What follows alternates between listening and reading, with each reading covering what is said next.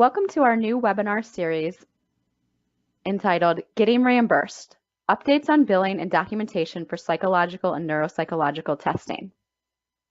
My name is Nicole Owings-Fonner and I'm in the Communications Department here at APA.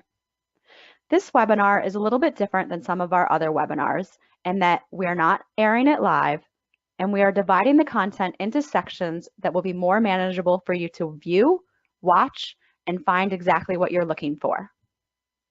This series will be presented by Dr. Jared Skillings, an additional APA staff, Dr. Antonio Puente, Dr. Neil Pliskin, Dr. Stephen Gillespie, and Dr. Micah Westerfeld.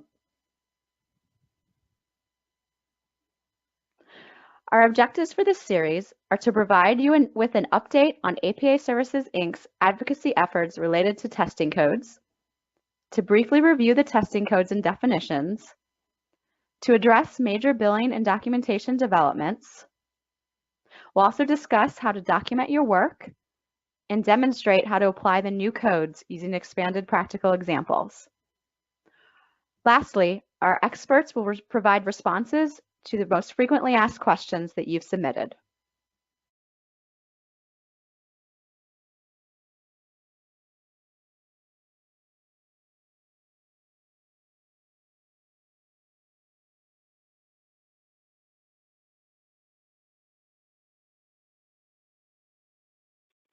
So here's the overview.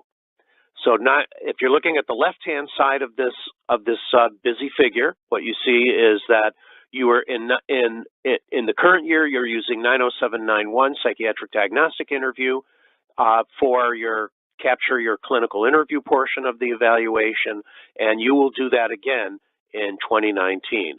But the old codes soon-to-be old codes of 96101 and 96102 will be deleted, and in their place will be separate codes if the testing and scoring is done by the qualified healthcare professional, psychologist, or if it's done by a technician.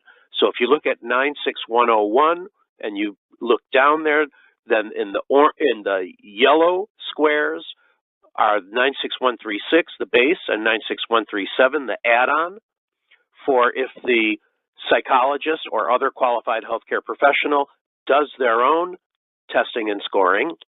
Or if you look to the right-hand side of that figure in the red boxes, you have the 96138 and 96139, the base and the add-on.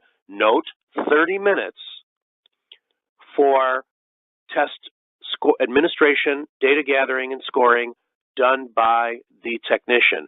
Whether you're doing psychological testing or you're doing neuropsychological testing, these are the test administration and scoring codes that you would use. If you're doing a psychological evaluation, the professional services provided by the psychologist or other QHP, qualified healthcare professional, now is coded separately with the base code 96130 for the first hour and the add-on code 96131 for each additional hour. So again, the clear distinction between what are test administration and scoring services and what are the professional services provided by the qualified healthcare professional. We've just finished talking about the left-hand column, 96116. When we look at the code 96118, which is about to be deleted, again, we're seeing the split between what are professional services and what are test administration and scoring services. Test administration and scoring by psychologists in the yellow box, 96136, 96137, base and add-on, like we've been discussing, first 30 minutes, and then each additional 30 minutes. And if the testing is done by a technician under the supervision of the qualified healthcare professional, looking to the right side of the diagram, 96119 is to be deleted and will be replaced by 96138, the base, 96139, the add-on, each 30 minutes, first 30 minutes, and then each additional 30 minutes. And the other new element is the separation of the professional services from the test administration and scoring, whether that's done by the professional or by the technician. And the professional services for test evaluation is now coded 96132 for the first hour, 96133 for each additional hour.